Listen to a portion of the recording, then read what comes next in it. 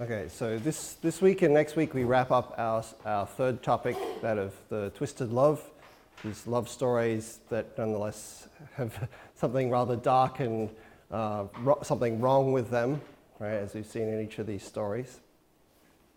And then after that, we of course have our final 3 weeks of the semester where we have, of regular classes, where we have our final theme, that of vengeance, right? So really, think about that. After this week, we just have 4 more regular weeks of class, and then the final. So it is coming up on us quite quickly. Okay.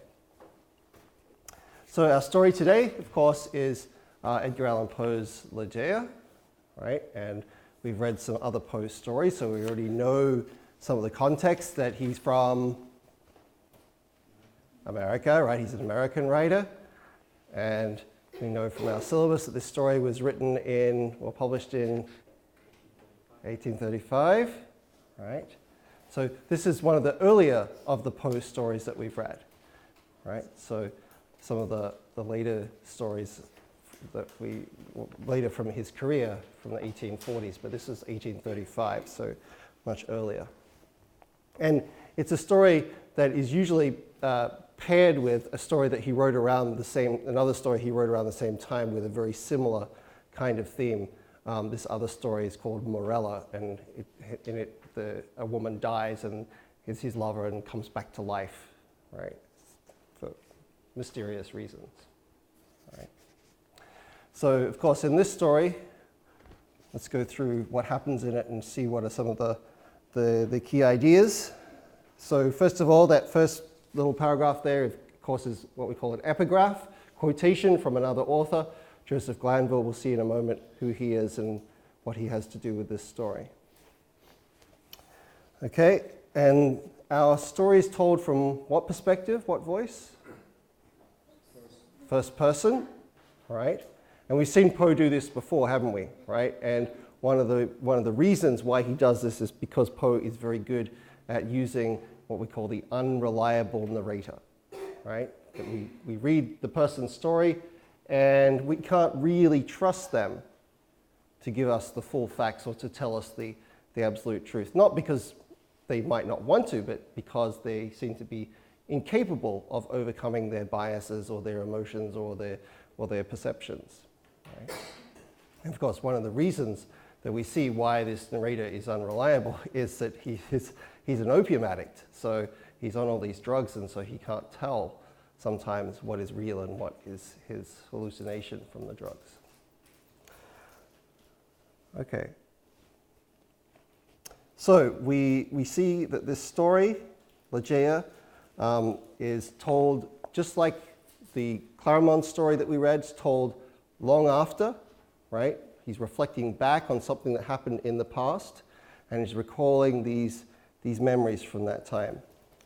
And so he originally lived in a decaying old city near the Rhine. Where is he? Is he in America? No, so even though he's an American writer, we see that this story is not set in America. The Rhine is, Gustav, you'll know this.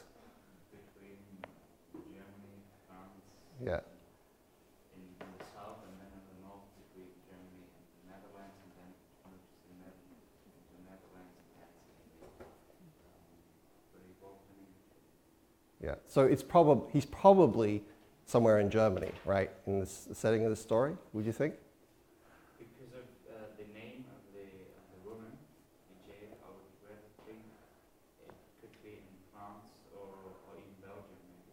Well, but her name, we'll see, is taken from classical mythology, so it's not really a French name. But it doesn't really sound German either. No, it's not German, but I think it's meant to be that this setting is meant to be German because Poe wants this romantic connection, right? And we've seen before, like because the Germans were the first sort of romantic movement, that they tend to be associated with this kind of like romantic outsider, troubled, genius sort of mindset, right?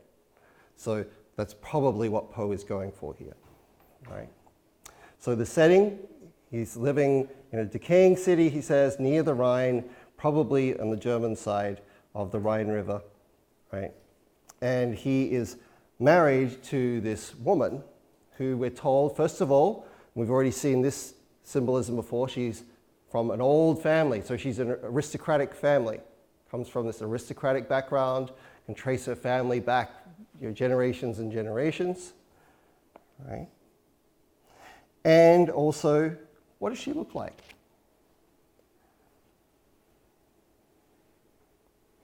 Is she ugly?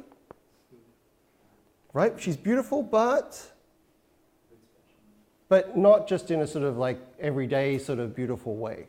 There's something sort of asymmetrical and unusual about her features that makes her sort of like look different from other women, but nonetheless, even though she is not sort of the conventional beauty, nonetheless she is still considered by other people and our narrator to be very beautiful, right? So this is also something that we will see, or that we see a lot in romantic fiction, is that the choice of what is considered interesting and beautiful and attractive is not always the obvious sort of classical ideal sort of beauty, right? Very often it can be something that is, or someone that is like outwardly sort of a bit strange, a bit unusual, or a bit unconventional, but because of that, they have this attraction, right? So in terms of like artistic styles, for example, in Victor Hugo's Notre Dame de Paris, that famous novel, The Hunchback of Notre Dame, right? He contrasts between like the Gothic style of the medieval period, excuse me, the Gothic style of the medieval period, right? And this name Gothic, like we use it today just as a description of a certain kind of style of architecture, of later on of literature, right? And for us it's a neutral term. But when this term was invented after the fact in the Renaissance, it was actually meant to be a negative term, like a derogatory term to say, oh, like that style from the Middle Ages it's like barbarian, it's Gothic, right? So it was meant to be negative, uncivilized was the connotation. So the style of those Gothic cathedrals that Hugo, famous romantic author, writes about in there, he says, is contrasted with like the classical style, right? The classical style of having straight lines and very outwardly, clearly beautiful kinds of buildings or artworks, right? Think of the neoclassicism as well in painting that we talked about previously. So like the Romantics, they're saying, well, classicism and the classical, straightforward sort of beauty, that has its place, but if you can have something that's a bit more wild and crazy and dark and more rounded, it has like both beauty and wildness to it. For us, Romantics, that's much more interesting and much more attractive than just sort of boring, plain, straight lines and beauty, right? So we're going to see this is a big part of the attraction of Ligeia is, right, that she's beautiful, but she also has this sort of wildness and this unusual sort of features to her as to her looks. Okay. So we find out through a long description of Ligeia that she has all of these different like special qualities, right? That she is beautiful but unusual. There is the quote there from Lord Bacon who says, from Francis Bacon, who says, there is no exquisite beauty without some strangeness in the proportion, right? So even this other philosopher, and we also mention, look at it in a moment, right, says, beauty is enhanced by not just being like regular and the same as the ideal. When it moves away from that a little bit, but nonetheless remains beautiful, it becomes more interesting. So he describes her in these very breathless terms, her face, her looks, her hair, right? And of course, we also find out that it's not just her outward appearance that he's attracted to, right? There's also something else about this woman that is different to the other women that he knows, and that's the fact that she's incredibly intelligent and well-read, right? So we find out on the second page of our story, right, that he, when he is doing his research and thinking about his ideas and so on, we find out that Ligeia is able to help him with all of this because she is so well read. She seems to know everything, right? She's read all these books. She has all this wisdom. She can speak all of these like different languages, right? So it's basically every language in Europe she's able to speak, right? And so she just seems to be this quite amazing, over-the-top, sort of perfect woman. So together, he and Ligeia seem to be undertaking some sort of like philosophical research, and they are able to work together because they both have this incredible intelligence, but she outshines him, right? Even in her ability to do this. In addition, we find out that she loves him passionately, right? But unfortunately, we find that she is ill, right? And this is also reflected, of course, in the poem that arrives in the middle of our story, right? Which tells a little allegory, medieval-style allegory, in which we sort of see the humanity as being like actors on a stage, right? And they're sort of they're acting out their lives, right? Players on a stage, and then a giant worm comes and eats them all up, right? And of course, this is meant to be, as the narrator discusses, this is meant to symbolize the way in which we are all sort of like actors in our own lives on this human stage, and then death, the conqueror worm, as he puts it, death comes and always destroys us in the end. Right. So Ligeia, she is sort of moved and touched by this poem, but she nonetheless like quotes from the same quotation that we had at the beginning of the story from Glanville, in which she says, yes, but you know, it's all about will. It's all about like what you want to do that shapes how reality is. Okay, but nonetheless, she dies. She dies, and he is incredibly, sent into a lot of despair by this, and he decides to leave his place on the Rhine River, and instead he moves to somewhere completely different, to another Gothic setting, because he seems to not be able to get enough. He moves to another Gothic setting, into an abbey, an abandoned abbey in one of, as it says, in one of the wildest and least frequented portions of fair England. Right? So he's sort of like, well, I lived in one romantic setting. Let me move to a different romantic setting, right? And let me make it even more Gothic by making it in a wild, remote part of England, in an abandoned abbey. So there he decorates this place in true Gothic style, right? He has all of these, strange patterns on the carpet and tapestries on the walls, and carvings from Egypt, right? That have all these mystical symbols on them, and he's, as we learn, he's taking more and more of the opium that he started out taking in the story. And in addition, he gets married, right? And he gets married to Lady Rowena Trevanion of Tremaine. What's she like?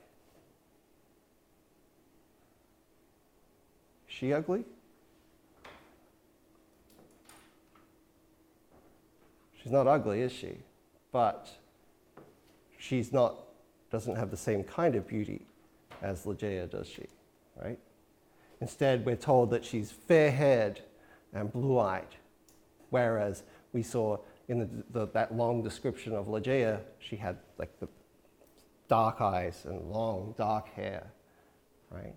So these women, these two characters, these two brides, these two wives, have obviously been picked symbolically by Poe as two opposite styles, right? Ligeia has this unconventional sort of beauty, wild sort of beauty and intelligence. Lady Rowena, by contrast, she is the sort of the stereotype of the classical, ideal sort of beauty. All right? And so these two, they get married, they're locked up in this chamber together, and even though they've just gotten married, it seems like they don't really like each other. Right? He seems pretty mean to her, right? And sort of seems to treat her badly. And in addition, our narrator seems to his mind seems to be more and more troubled, right? He seems to be taking more and more opium, and also when he looks around this Gothic house that he's built for himself within the abbey, right? He also keeps on having these strange visions, right, of different things, right? All these fantasies, and poor old Lady Rowena, she seems to be rather sort of freaked out by like what she sees in their living quarters and so on. Right? She's sort of troubled by these visions.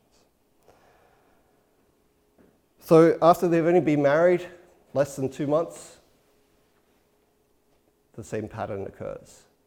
Lady Rowena gets ill and she appears to die.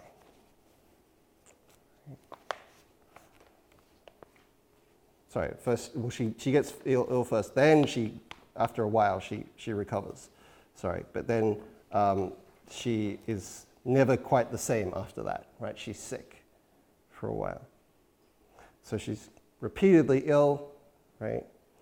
And she's having trouble, trouble breathing, and then eventually she does die. Right. And so he goes over to her and touches her, and she seems to come back to life. Right. And then he leaves her for a moment, and she seems to be dead again. And she seems to come back to life, and she seems to be dead again. He's like, what's happening here? Am I just like high on too much opium? Is she really dead or is she really alive? Right? What's going on here? And so he keeps on doing this, going back and forth between Rowena seeming to be alive one moment and then dead again. She seems to be going back and forth between those two states. Okay? And so in the meantime, right, he sort of, after he's checked on her a few times and found her both dead and alive, he then sort of lapses back into memories of his first wife, and he's like, oh, this is happening again, a married woman, she's beautiful, she's dying, right, she's dead, and he has these sort of like this horrible reliving of this moment. So then he goes back again to the body at the very end of the story. And he's like, well, is she alive or dead? And he moves away the sheets, and it's not Lady Rowena anymore. It's Ligeia. Right? Okay. So, mysterious. Is it just he took too much drugs and he's seeing things? Is it wish fulfillment? Is it magic? What is it that is going on in this story? Okay, so let's take a look at some of the references and the backgrounds and symbols to this. First of all, the name of the main female character, Ligeia, or the title character, is not chosen from the names that we would expect from sort of those European countries where the story is set, but instead is borrowed from Poe, from ancient mythology, from Greek and Roman mythology. Right? And in particular, she's mentioned, I think, by Virgil as being one of the sirens. Right? And we saw the sirens, what story was it we saw it in? Who was compared to a siren in an earlier story?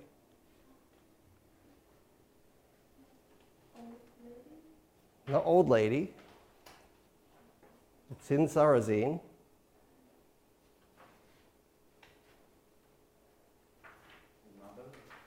Yeah, the mother, the Comtesse de Lanty, right? So remember, there's the de Lanty family who are giving the ball, giving the party at the beginning of that Sarrazin story, right? And then we have the different comparisons, right? The daughter is compared to a character from the Arabian Nights. The son is compared to Antinous from Roman history. And we see the mother, the Comtesse de Lanty, was compared to being like a siren, right? And remember, these sirens, they're most famous from the story of the Odyssey, Homer's The Odyssey, in which they have this irresistible singing voices.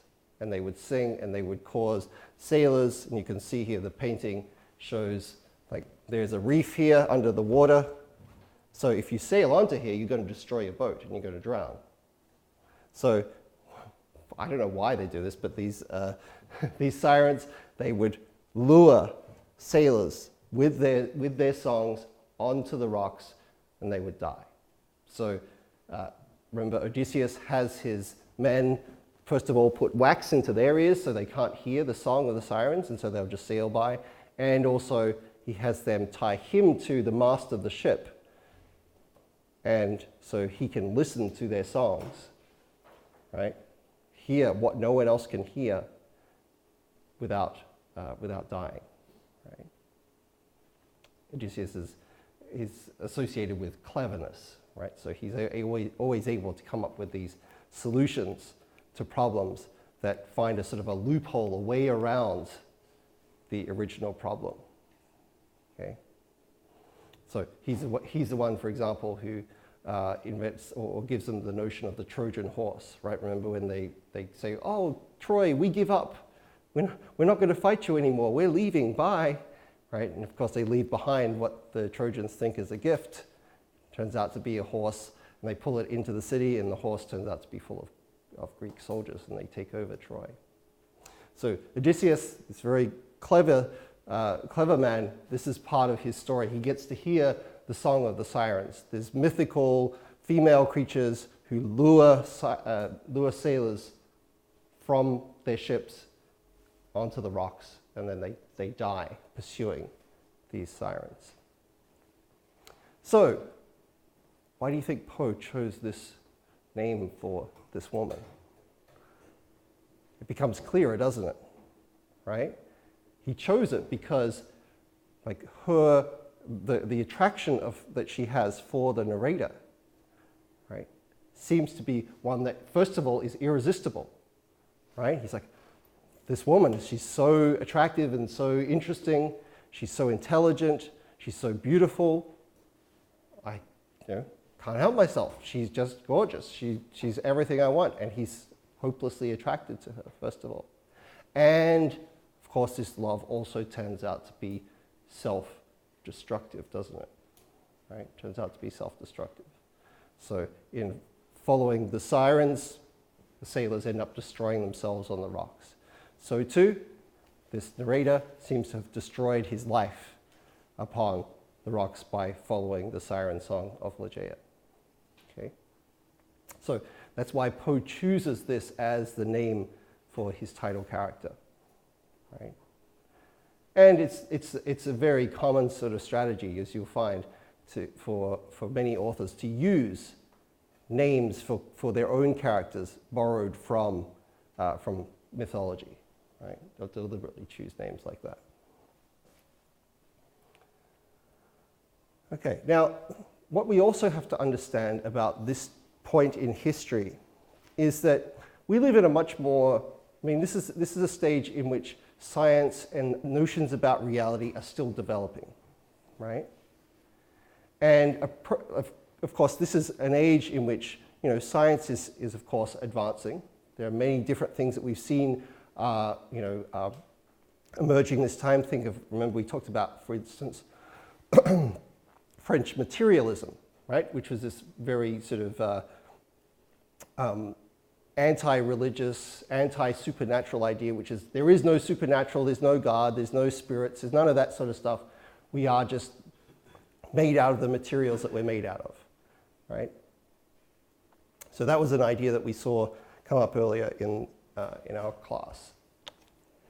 Similarly, we saw in medicine, right, that this is still a time of great experimentation and change, right? People, particularly in the world of surgery, right, are still only just working out, right, the proper anatomy of human beings, right? This is why there was a lot of controversy during this first half of the 19th century, is because people were actually started stealing bodies from graveyards and selling them to medical schools so that the students could learn about anatomy.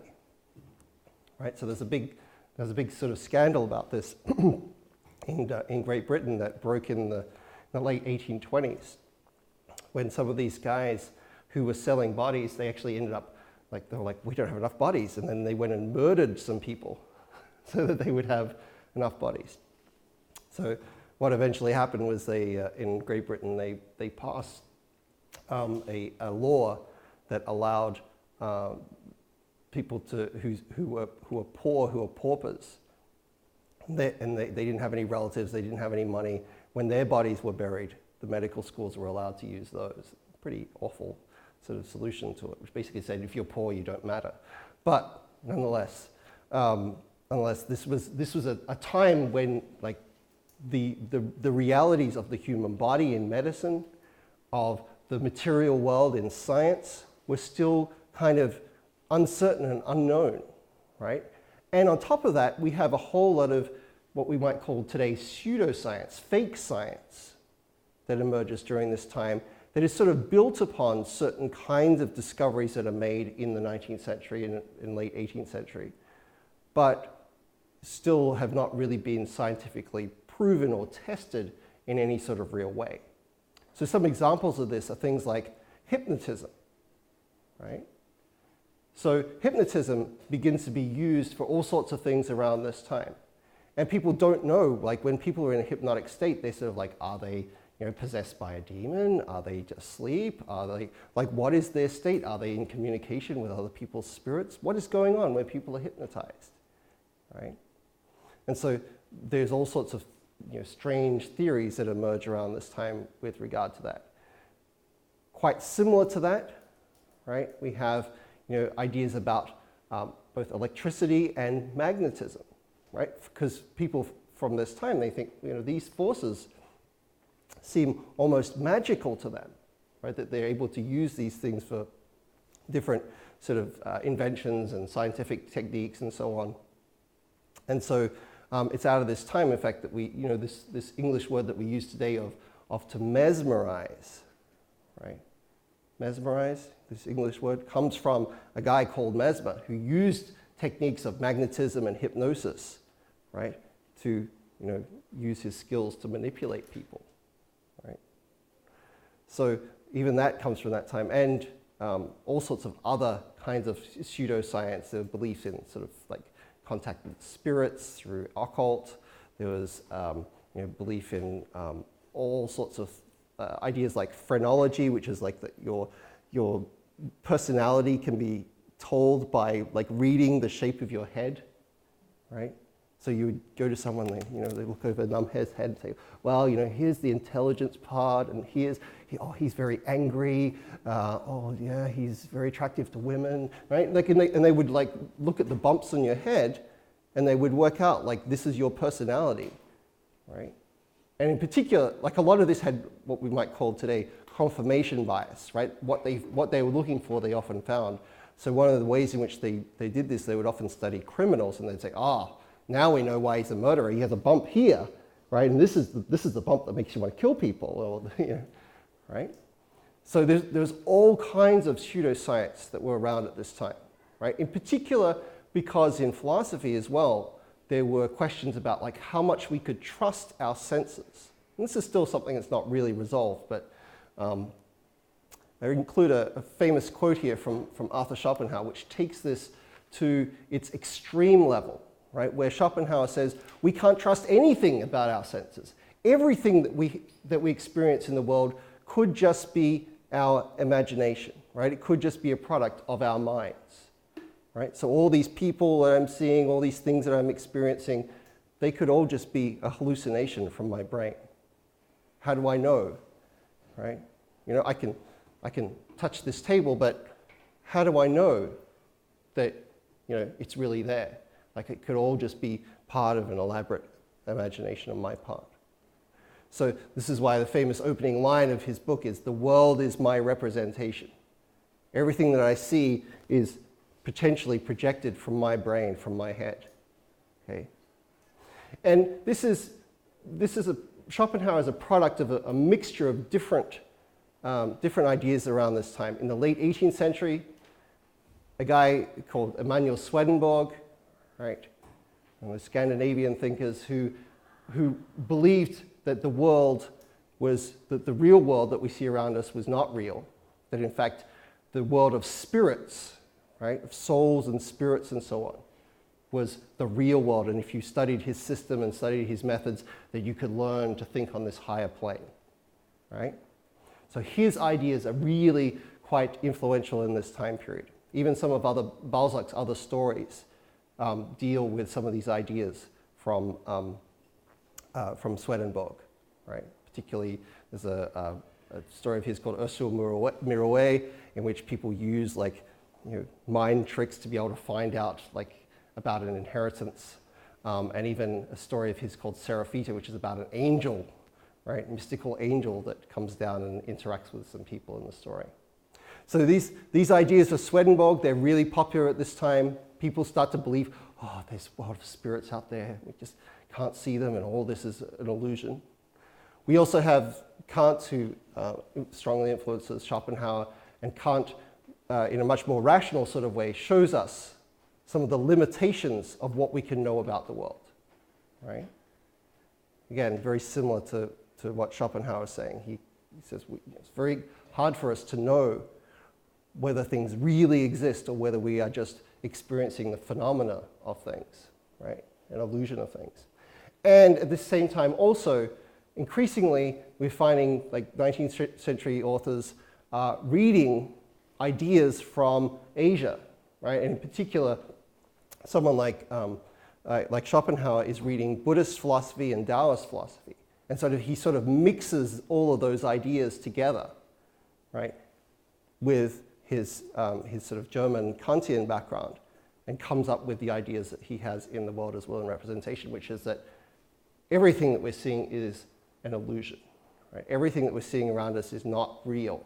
It's a projection of our human imaginations, and therefore everything is just merely a representation, merely fake, merely an illusion, and everything that is real is just a force, a will, sort of like the Tao in Taoism, or the Way in Buddhism. So these ideas, right, that we see in the background, of course, they're important here for us to think about, like, what Poe is doing in this story, because our narrator seems to be questioning what is real. Is there even a real world out there, right? Or is the imagination, right, is that the reality in which he's supposed to live? And of course, we see this as enhanced as well by the opium that he's taken, which further blurs his ability to distinguish these things. Okay, secondly, we also have a quote from at the beginning of our story, and it's again repeated by Ligeia from this guy, Joseph Glanville, whom I honestly don't know all that much about, but he is a Puritan, English Puritan, right? So we have talked a bit about them, although we mostly talked about American Puritans, but they are kind of the same thing, right? Because the American Puritans came over from Great Britain. As a Puritan, Glanville wrote, his most famous book is this one.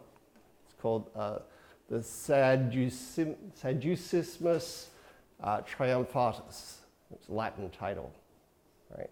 And basically, of course, he is not trying to advocate for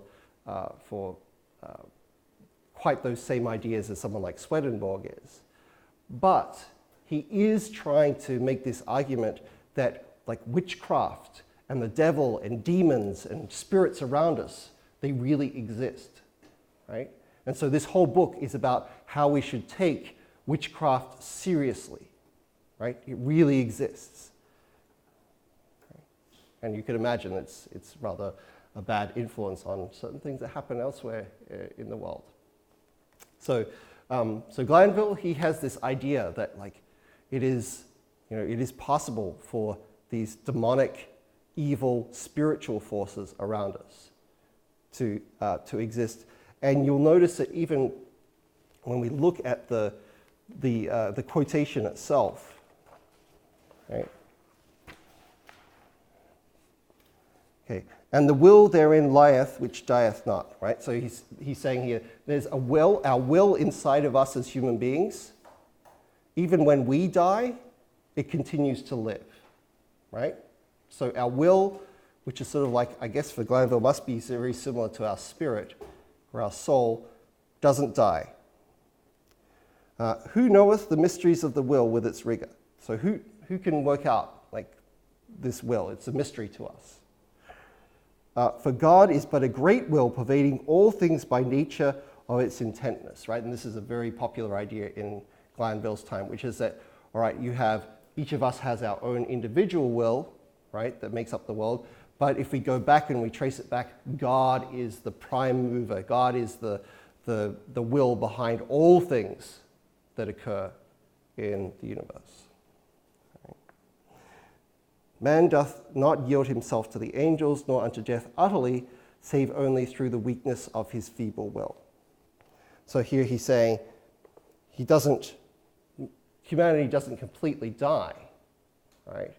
Except if their will is weak, right? If you have strong enough will, it sounds like you can overcome even death, Glanville is saying, right? Now, of course, Glanville means this in a much different way than Poe takes it, right? Glanville means this in a very sort of religious, rigorous, conventional, orthodox kind of context, Protestant context. But Poe takes this and says, oh, so it means that we have a will, that we can come back from the dead?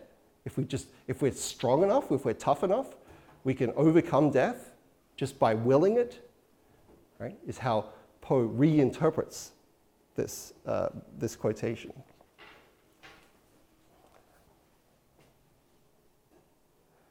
Okay. Now we also have some other references. I haven't gone through them all, but some of the key ones here. We see that the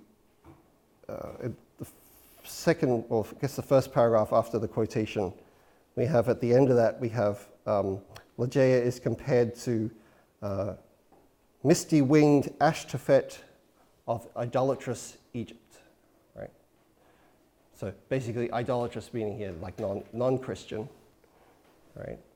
So she's basically one of the gods of ancient Egypt, and actually this goddess actually is really more sort of I guess she would be more Canaanite god, I think, rather than Egyptian, and is better known as Astarte, right? And Astarte is the goddess of fertility, right?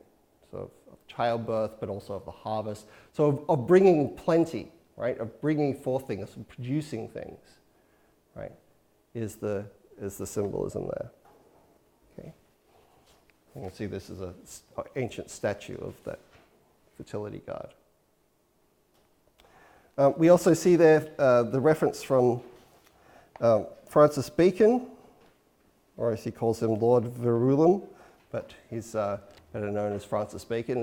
There are two very famous Francis Bacons. There's a painter, Francis Bacon, in the 20th century, very famous for his rather scary works. But Francis Bacon of the 16th century was a very famous essayist and scientist. And he's particularly important in the history of science because he was a champion of the notion of scientific experiments. Right? Now, to us today, we think, well, science is all about doing experiments, right? That's how we prove things.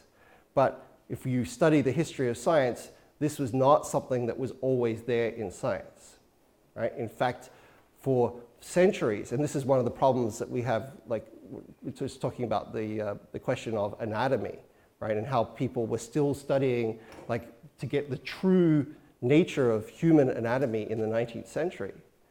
The reason that they still had to study this was because for centuries and centuries, people had just simply copied the theories of the Greeks and the Romans, right?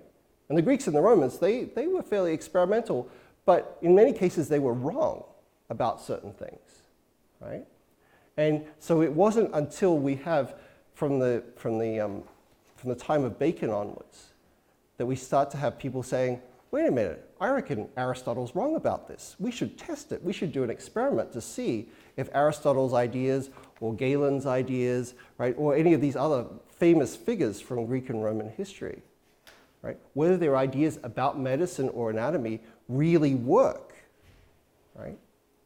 So Bacon is important for this. So first of all, you can see with our theme of what is reality, what is illusion, Bacon is chosen here in part because he represents that empirical, scientific, experimental approach, right? He's grounded very much in reality.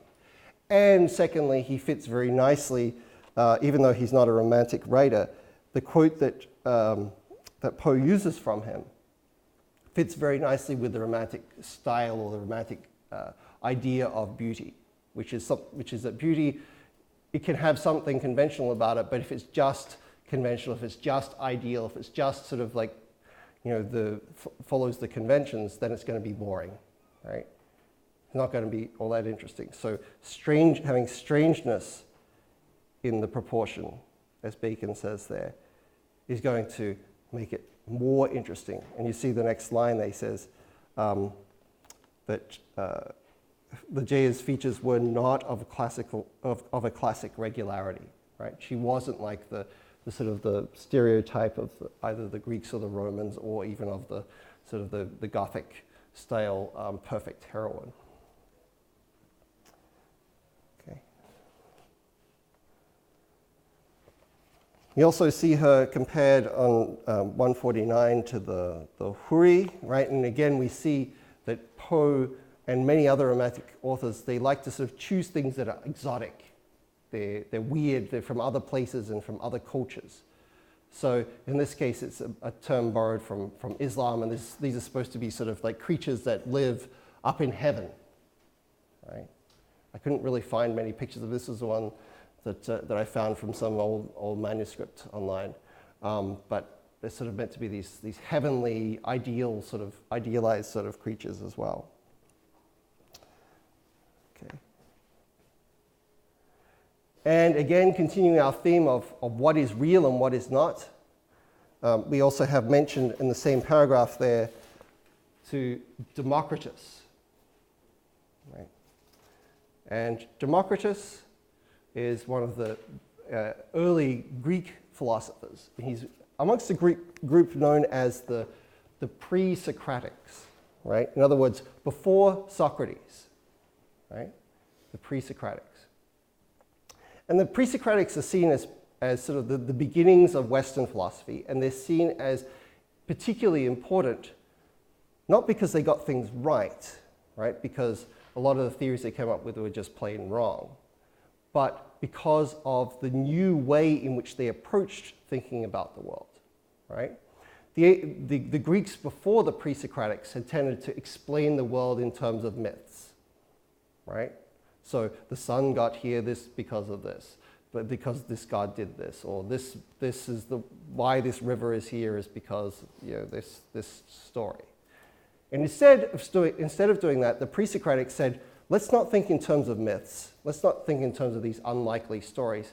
Let's try and come up with some sort of scientific principle as to why the world is what it is, right? So some of them said, well, you know, the whole world is made up of fire. Everything in the world is made up of fire. Or, you know, all sorts of different things. Democritus' idea was, he said, well, everything, and it's not a bad idea, especially since it sort of reflects some of the later discoveries. Basically, everything is made up of tiny atoms, right? And these are sort of like the building blocks of our world, right? And so he comes up with this atomic theory. Everything is made up of tiny little atoms. This is the substance that makes up everything in the universe, whether it's human beings or tables or buildings, whatever it is. Everything in our world, Democritus argues, is made up of these things. Right? So again, Poe is choosing this example because it's giving us that questioning about, well, what is the real?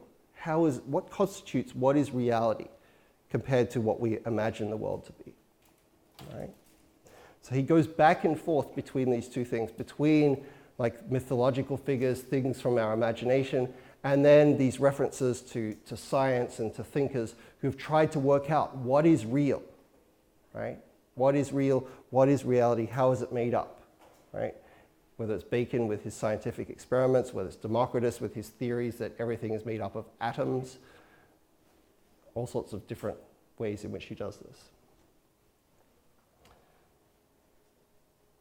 Also, the choice of name for his second bride,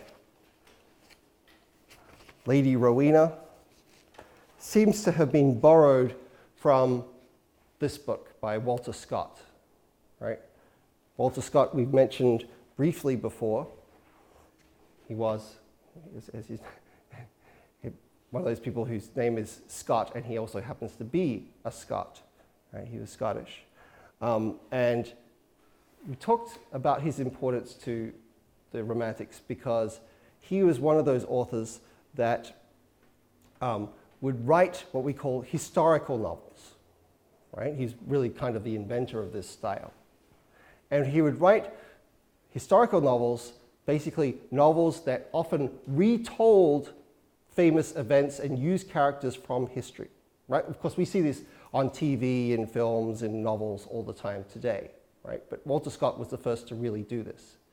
Except the difference was, for what Scott was doing, was that he would take these and instead of creating characters that were like what was happening in the Middle Ages, he would project back onto them romantic characteristics, right?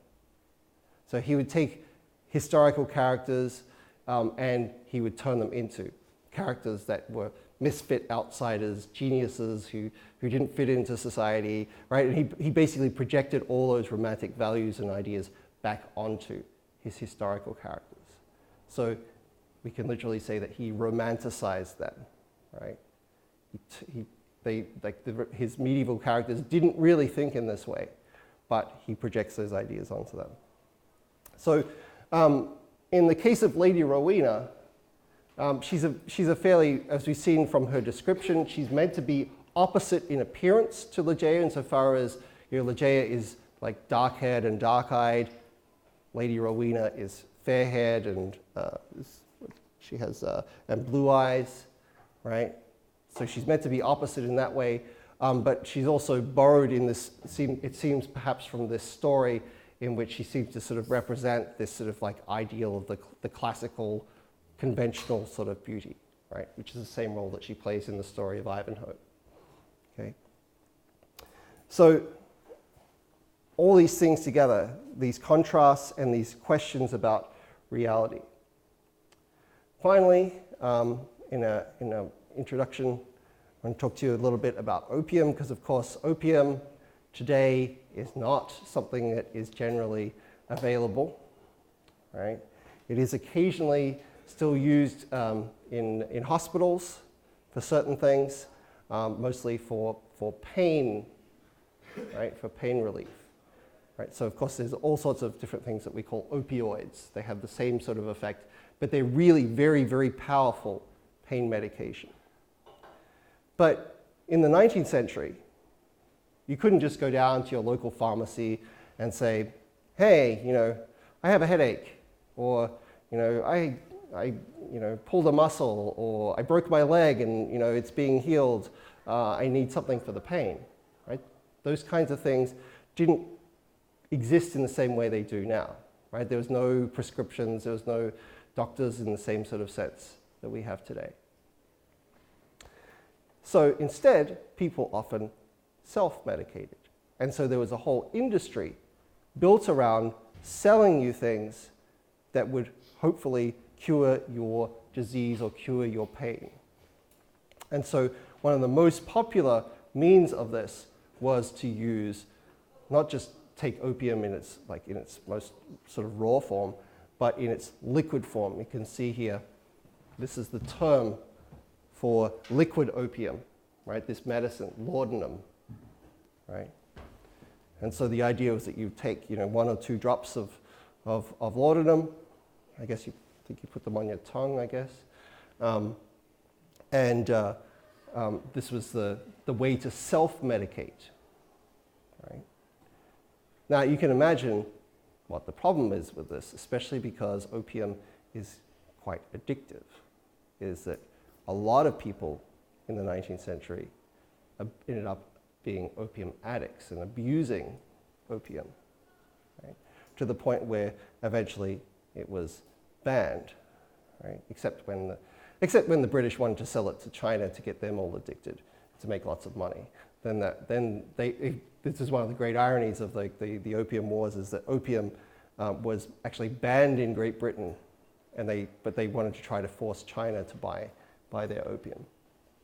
So this is also forms part of the context, the cultural context, right? This is not like, if we were to see the character of our story as being a heroin addict today, right? That would have very different meaning if this story were being told today and he was an opium addict or heroin addict or some kind of drug addict.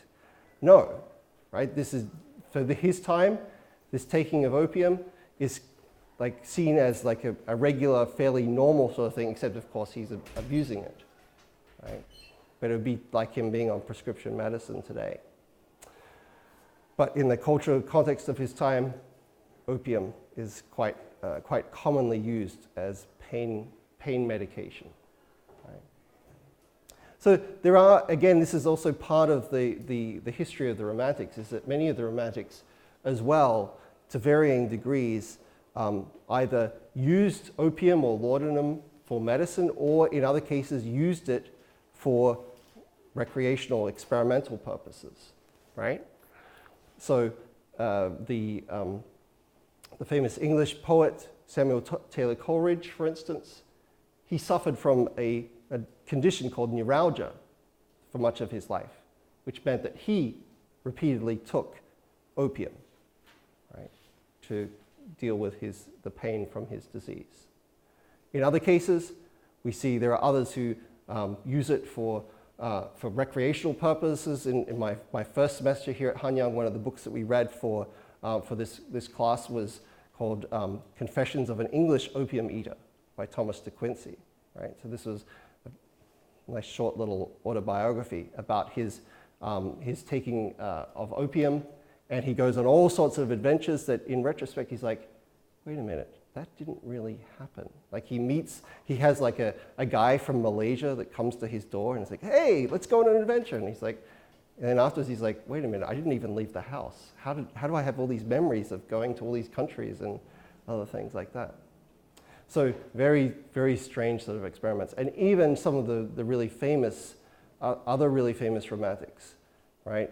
So the Shelleys, for example, Lord Byron, right? When they were on holiday in Switzerland, and they came up with their famous competition, which led to Frankenstein and the vampire and so on. They were taking some opium, experimenting with opium in those times. So this context, this cultural context, like I said, it's one of those things that is like, to us, we're like, they're taking opium? That's a highly illegal drug in our time.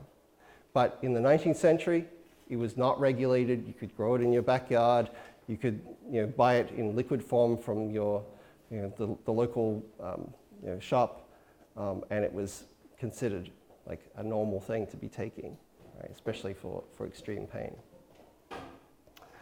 Okay, so let's turn now to our homework sheets and see what are some of the ideas and some of the ways that we could read this story. We've already seen, we've set up a classic contrast, romantic contrast between two opposites, in this case, the Ligeia and Lady Rowena, right? These two different styles, different kinds of beauty, different kinds of characters, right? And we've also seen this line that we've seen in a lot of other romantic fiction stories between what is real and what is imaginary.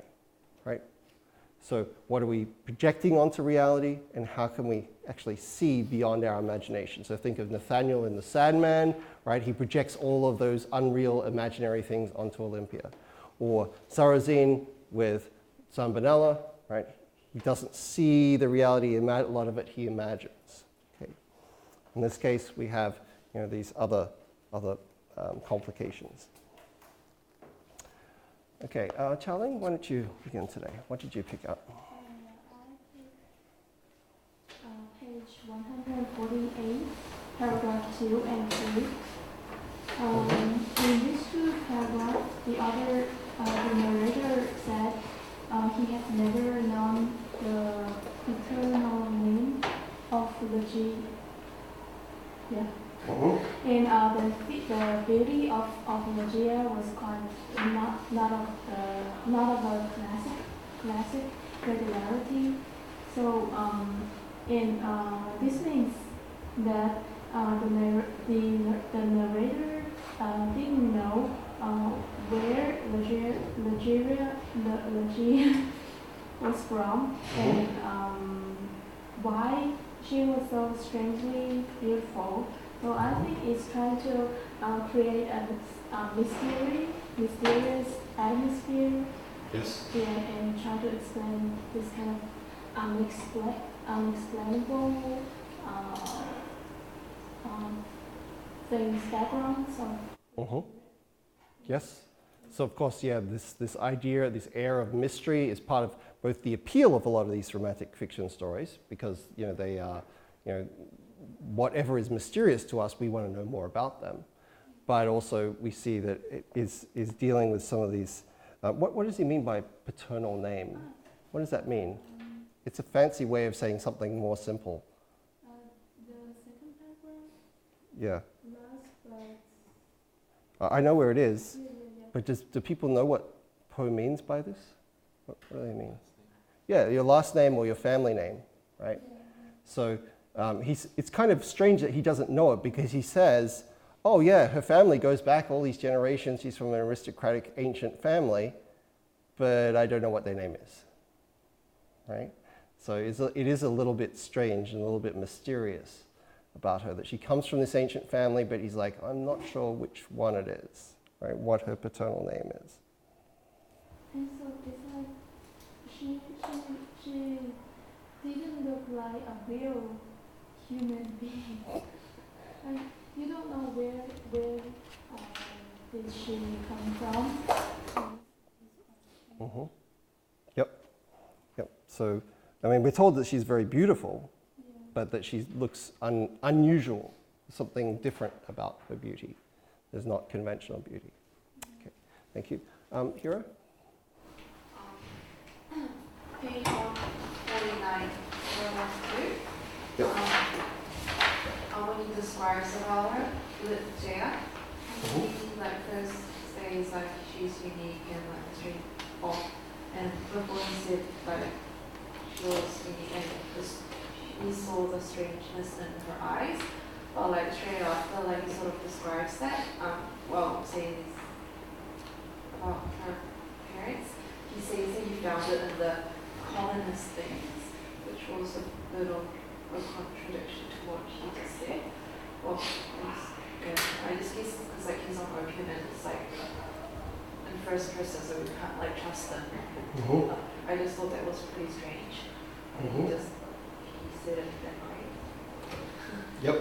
Yep. So he's talking here about her eyes in particular, isn't he?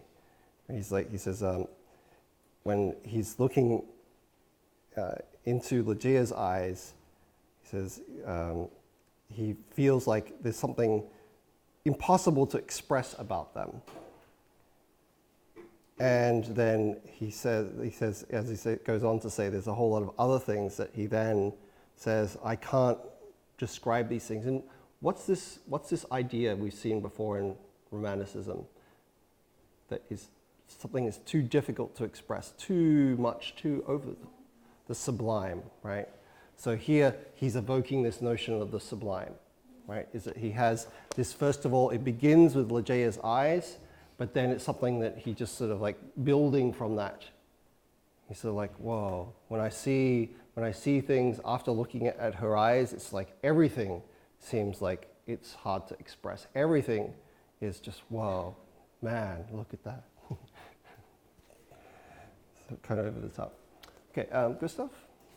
I didn't pick any specific paragraph. Instead, I compare the two parts, or the first part with Ligeia, and the second one with Lady Rowena. And what we see is that in the first part he describes Ligeia very, very detailed, but he doesn't do the same with Lady Rowena. There's just one sentence, the haired and blue-eyed Lady Rowena, while Ligeia is described very, very much in detail. And but instead he describes the whole scenery with very lengthy the chamber where they are, then the wider chamber. And first of all, that tells us that, of course, that Ligeia is far more important for him.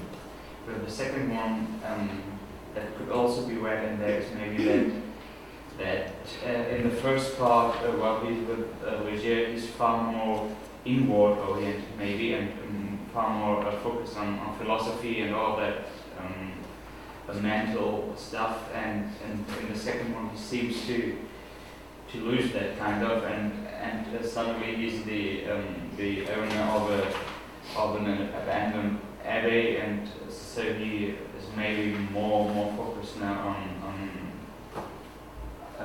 outward things. Yep. Yeah, so definitely it sets up a contrast in the story between those two different wives, and as you said, like the long description that we get of Ligeia, right, is meant to convey to us not only just like how beautiful and special that she is, but how her unconventionality, the fact that she looks different and strange, makes her more interesting, right? It requires all of this, whereas you sort of have to say, yeah, and then my second wife, she's, fair-haired and blue-eyed, the kind. I don't have to describe her for you. You've seen her in 1,000 stories, right? You know what she looks like, right? So he's sort of like, it's like she's beautiful, but come on, you've seen this before. I don't need to describe this to you. It's sort of like how the narrator conveys this to us, right? So there is that different kind of like attraction, different kind of description that marks those two different characters. Okay, Eleanor? I chose the section where the second wife is dying, and he sees like someone first.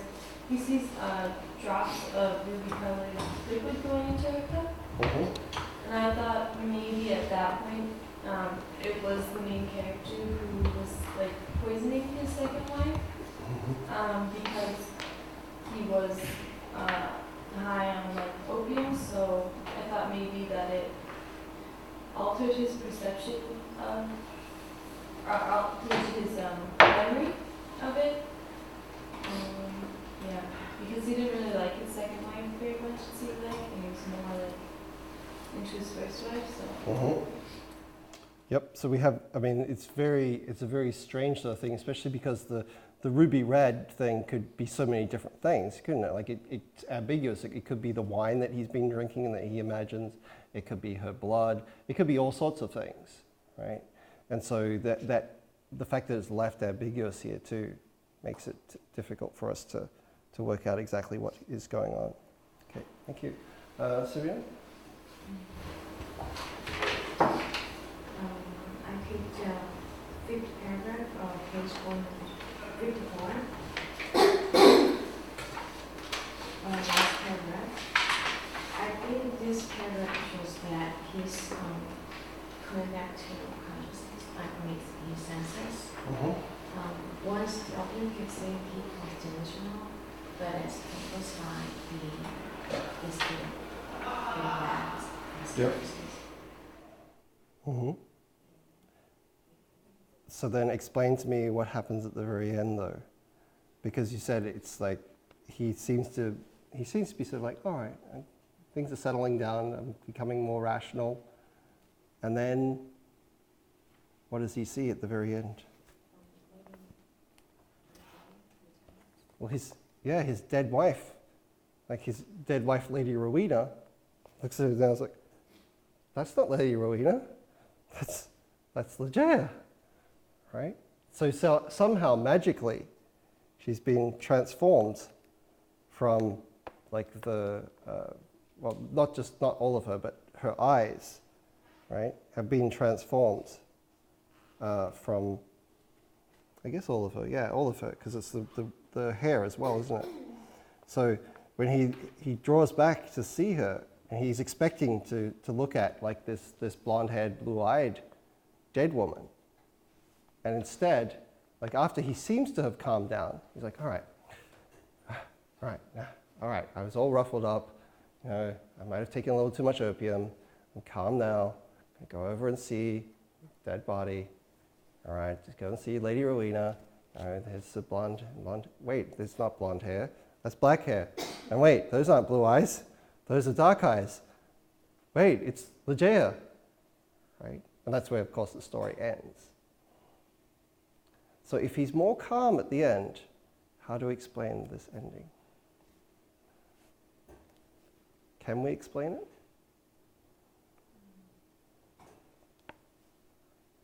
Think back to Telltale Heart, because this ending is very similar to what Poe does there, isn't it? Right? Because does the narrator in the Telltale Heart, does he really hear her heart beating? Well, he really hears it, doesn't he? Like, for him, it's real. Does everyone else hear it? No, right? And something very similar is going on here, if we can imagine, right? He sees, in his imagination, in his mind, he's seeing that his second wife has been somehow transformed into his first wife, right? But if someone else were to come over and take a look and say, yeah, no, that's not Ligeia, right? But of course, to do that spoils the effect of the story. The effect of the story is deliberately to look at the ambiguities, right, of our perception and how we look at reality, okay, and how we think about our imagination, right? So even though you're right, he seems to be calmer, he seems to have settled down at the end of the story, and then he seems to be more rational when he goes over to the end. What he sees at the end is still pretty crazy, right? Just like the narrator in the Telltale Heart says, you know, I was calm, I showed the police a good time, they were sitting there, I was chatting with them, and then all of a sudden, I hear the heartbeat, right? In the same way. Oh yeah, I was calmed down, like I got over it, went over to look at the body, and then I freaked out again because it was Ligeia instead of Rowena. Okay. Right, Jan? I already read the last paragraph of the story. I see that most of those fictions, as in the Telltale Heart, they end in a scene where the dramatic point is at its peak. Yep. So I thought maybe the main character overused opium and resulted in confusing Rowena with Ligeia. So, in this paragraph, however, Poe described the body became taller because it was once Rowena's body, but now he perceives it as Ligeia's body. So I found that in the earlier paragraph, Ligeia was described as a tall woman. So I think Poe used this as a clue to the transformation from Rowena to Ligeia. And also, as we said, her hair changes color, eyes change color, right? So of course, we can come up with a rational explanation for this, right? Just like we can for Telltale Heart, right? Oh, his conscience was playing on him, or he's gone crazy, or whatever. Or in this case, we could say, oh, he's taken too much opium, or he's stressed out from the death of his wife, right? But to do that kind of misses the point a little bit. Yes, those are the obvious rational explanations, but we're also entertaining the possibility here, and the Poe's sort of like hinting at this other possibility which is going through the mind of the narrator. The narrator isn't thinking, oh, I just took too much opium, now I'm seeing my first wife. That's not what he's thinking, is he? He's thinking, oh, my first wife had so much will, right? Think of that quote from the beginning. She had so much force of will, she had so much personality, that when my second wife died, she tried to come back to life in her body, right? She transformed herself into this body, and that's why there's in those scenes where he goes back and he keeps checking the body. And he's like, oh, she seems to be alive again. Oh, no, that's not right, she's dead, right? That there seems to be this struggle between, just like we see in the poem, between the humans and the conqueror worm, right? Like between humans and death in that poem, in the middle of the story, right? And remember, Ligeia says, well, isn't it possible? Couldn't someone beat death? Couldn't someone overcome death, right? And so those scenes where he keeps on checking the body, that seems to be that fight, the struggle between like the human and death, right? Between the human and the conqueror worm. But we see even in the end, right? To even Ligeia, with all her will, right? We see that she's this force of nature. She's so willful that even she is not able to defeat death in the end, right? She struggles, she turns herself into the body of the second wife, and even she, though, is not able to come back to life, right? Even she is not able to overcome death, right? So, as I said, the narrator is not thinking in this rational, he's not thinking, oh, well, I'm stressed out or I have taken too much opium. He is imagining, oh my God, my first wife is so willful that she has come back in the body of my second wife. And he struggled with death and tried to overcome death and failed. Not able to do it. No one can overcome death. No one can beat the conqueror worm. All right, I just want to, because it's also important for our next story, which is nice and short, the oval portrait, I want to point out a passage as well on page 152 in our story for today, just to close, which is, remember, the narrator has his chamber decorated in this very sort of special, ornate style, right? And let's look from the middle of that paragraph. The material was the richest cloth of gold. It was spotted all over at irregular intervals with arabesque figures. What's arabesque figures? What is arabesque?